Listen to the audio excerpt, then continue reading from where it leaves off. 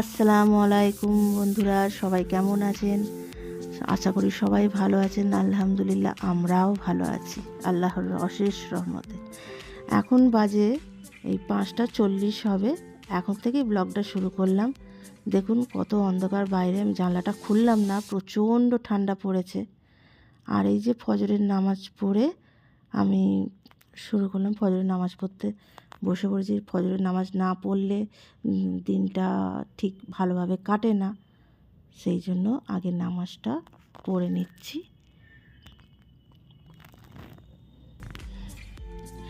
নামাজ পড়া হয়ে গেছে, এবারে আমরা মর্নিং ওয়াকের জন্য বেরিয়ে পড়েছি। আমি আর তোমাদের ভাইয়া বেরিয়ে পড়েছি। দেখুন বাইরের ওয়েদারটা যেন জমে যাচ্ছে। আমার একেই ঠান্ডা সহ্য হয় না, আর এত ঠান্ডা পড়েছে বলার মতো নয়, পুরো কাঁপুনি দিচ্ছে। চলুন বেরিয়ে পড়লাম। মর্নিং ওয়াক তো যেতেই হবে, হাঁটতে হাঁটতে শরীর গরম হয়ে যাবে, কিছু আর করার নেই। এই আমরা এখানে ডুমুরজলা কমপ্লেক্স, এইখানটা হাঁটতে আসি। দেখুন বাইরের দৃশ্যটা অনেক সুন্দর। মানে সবাই মর্নিং ওয়াক করে, গাড়ি চালানোর সুযোগ হয়, যারা গাড়ি চালানো শেখে, স্কুটি ফুটি যারা শেখে। এই যে দেখছেন, এটা হচ্ছে ভেতরের দৃশ্য, অপূর্ব সুন্দর, চোখ ফেরানো যায় না। এই যে দেখছেন ডান সাইডে বাঁ সাইডে কীরকম গাছপালা, প্রচুর বড় এলাকা নিয়ে হয়েছে। এক পাক খাই, এইটা এক দু পাক খেতে পারি না, কারণ অনেক কাজ থাকে বাড়িতে। এই এখন ঘুরে ঘুরে দেখাচ্ছি আপনাদের। এই যে এখানে পুকুরে অনেক বড় বড় মাছ ফেলেছে, তো সুন্দর মাছগুলো করছে। এবার এক একটা বোধহয় 10 কিলো 12 কিলো ওজনের মাছ আছে। মাছগুলো সবাই দেখছে। আর এই যে বিশাল বড় মাঠ দেখতে পাচ্ছেন, সব মাছ অনেক সব আসে, মর্নিং ওয়াক করতেই আসে।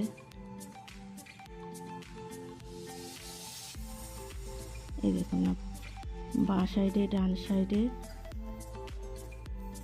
সবে। আর এইটা হচ্ছে ক্রিকেট। এটা বাইরের রাস্তা আছে, কিন্তু বাইরের রাস্তা দিয়ে হাঁটি। আজকে আমি এই ভেতরটা দেখাবো বলে আপনাদেরকে এই ভেতরটা দিয়ে যাচ্ছি। দেখুন কত সুন্দর দৃশ্য দেখতে পাচ্ছেন। বাঁ সাইডে মানে মাঠের পর মাঠ। আর এটা হচ্ছে ক্রিকেট গ্রাউন্ড। এটা ক্রিকেট গ্রাউন্ড হতে পারে, বা ফুটবলও মনে হচ্ছে খেলায়, আমি ঠিক বলতে পারবো না।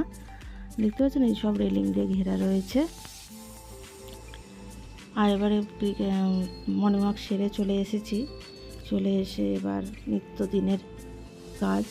কালকে যদিও গাছে পানি দিইনি, আর মাটিটা তো একটু ভিজে ভিজে থাকে, সেই জন্য 2 দিন পানি দিই না গাছে। আর একটু একটু করে পানি দিই। মাটিটা যখন শুকনো থাকে, ড্রাই হয়ে যায়, ওই অল্প অল্প একটুখানি করে পানি দিই, তাতেই আমার হয়ে যায় গাছে। আর অত বেশি পানি লাগে না। টবে হলে আমাকে রোজ দিতে লাগে, কারণ মাটিটা তো শুকনো হয়ে যায়। শীতকালের বেলা মানে প্রচণ্ড ড্রাই হয়ে যায়। এই মূলো গাছে, আমার ওইটা মূলো গাছ, যেখানে পানি দিচ্ছে ওর মূলো গাছ, পানি দেওয়া হয়ে গেছে। আর এই যে আমি সকালবেলা আগে খালি পেটে আমি একটা লিকার করে নিই। ওই আদা, মেথি থাকে 1 চামচ, মেথি, মৌরি 1 চামচ, আর হচ্ছে 1 চামচ জিরে, ওটা দিয়ে ফুটিয়ে 5 মিনিট ফুটিয়ে এবার ওটাকে আমি খেয়ে নিই। গরম গরম, উষ্ণ গরম গরমই খাই। ওটা খেলে এনার্জিটা আমি পাই, ঠিক থাকে, এবং পেটের যাবতীয় চর্বি ফর্বি ওটাও গলতে সাহায্য করে। এবারে আমি ডিমটা, 3টে ডিম আছে, 3টে ডিম সেদ্ধ করে নেব। নেওয়ার পর সেদ্ধ করতে বসিয়ে দিয়েছি। আর এদিকে আমি চেয়ারগুলো সরিয়ে ঝাঁট দিচ্ছি, নাহলে ভেতরে অনেকটা ময়লা থেকে যায়।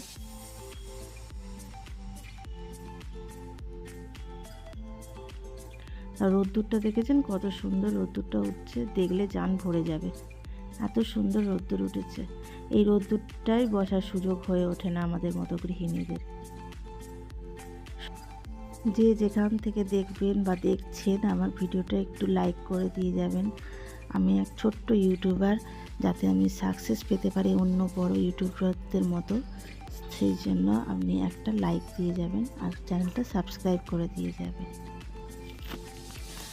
আর এই যে কাজ ঝাঁট দিতে দিতে দিতে এবার এদিক ওদিক ঝাঁট দিচ্ছি, জানলাগুলো খুলে দিচ্ছি। জানলাগুলো খুলে দিচ্ছি বটে, কিন্তু বাইরেটা এত ঠান্ডা হাওয়া চালাচ্ছে, মানে এই সময়টা করে আমাদের এই রোদ্দুরটা ঢোকে, ঠিক 1 ঘন্টা থাকে রোদ্দুরটা, আর জানলা না খুললেও তো হবে না।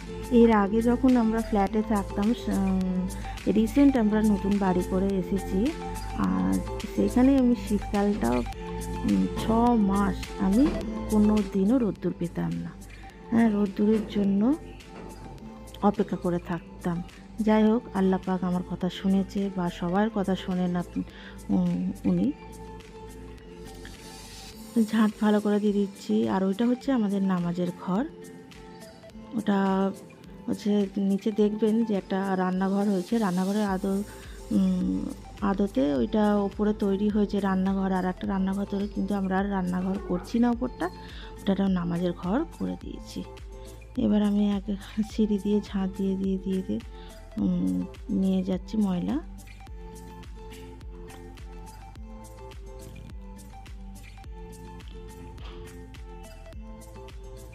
সিঁড়িগুলোতে কোণে কোণে ময়লা লেগে থাকে, না ভালো করে ঝাঁট দিলে হবে না।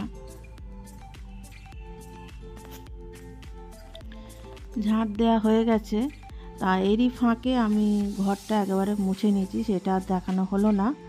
তা আমি চলে এসেছি 10টার খাবার করতে।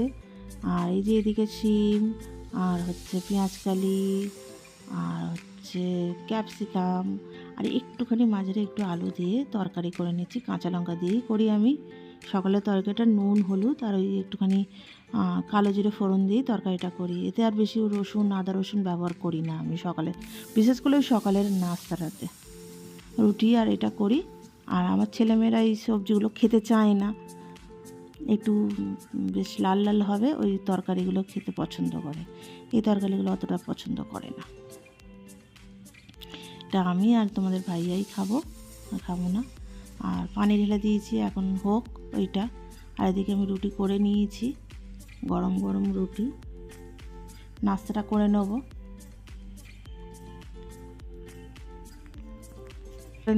নিচ্ছি, নাস্তাটা করে নেওয়ার পর এবারে থালা বাসনগুলো ধুয়ে নিই, চাটু ফাটু যা আছে সেগুলোকে ধুয়ে নিয়ে ভালো করে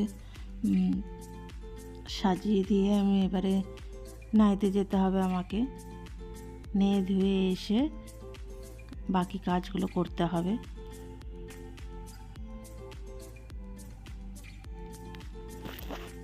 এসেছি, আর অনেকগুলো কাপড় কাচার ছিল, সব কাপড় কেচে ছাদে মেলে দিয়ে এসেছি। ছাদে আমি দেখাতে পাচ্ছি না এখন, ছাদে এই সবের ছাদের জল ছাদ হয়েছে আর কি, আর ওটাতে এখন পানি রয়েছে, আর পানিটা পা দিচ্ছি তো পুরো ঠান্ডা। আর চলে এসেছি, যাই হোক করে দিয়ে চলে এসেছি, দড়ি আছে দড়িতে মিলে দিয়ে চলে এসেছি ক্লিপ লাগিয়ে। আর এদিকে আমি কড়াতে ডালটা হয়ে গেছে, আর পেঁয়াজ লাল করে আমি ডালে ভাকাত দিয়ে দিচ্ছি। দিয়ে এবারে কড়াতে বেশি কিছু আজকে রান্না করব না, আজকে একটু উচ্ছে আলু ভাজা করব, আর এই যে ডাল আর টিকিয়া মাখা ছিল ওইটাকে ভেজে নেব। আর ভাতে একটা আলু দিয়ে দিয়েছি আমার শাশুড়ি মায়ের জন্যে। ওই উচ্ছেটাকে আগে ভেজে নিচ্ছি, কারণ এটা চন্দ্রমুখী আলু দিলে পুরো গলে যাবে। আর এই উচ্ছেটা ভাজাটা একটু কাঁচা কাঁচা আমাদের খায়, একটু তেঁতুবিরটা বেশি খায়, তাই আমি উচ্ছেটা বেশি দিয়েছি। আর আলু একটা ছোট্ট মতো আলু দিয়েছি, আর নুন হলুদ দিয়ে ভেজে নেব। নুন হলুদ দিয়ে আগে ঢাকা দিয়ে ভেজে নেওয়ার পর একটু নরম হয়ে যাবে, তারপরে এই আলুটা দিয়ে নেড়ে নেব। আর তিতো, বিশেষ করে তিতো আমাকে খুবই ভালো লাগে। সরি, আমাকে বলবো না, আমার মতো সব অনেকে আছে সব তেঁতো খেতে ভীষণ ভালোবাসে। আমি তেঁতো খেলে আগে তেঁতোটাই একটু বেশি করে নিয়ে নিই ভাতে। আর এদিকে আমার ভাতটা হয়ে গেছে, বসানো হয়ে গেছে। আর কড়াইতে তেল দিয়ে দেবো, দিয়ে এবার টিকিয়া যে মাখাটা ছিল এটাকে একটু ভালো করে হাতে গোল শেপে করে দিয়ে দিচ্ছি। 6টা মতো টিকিয়া হবে।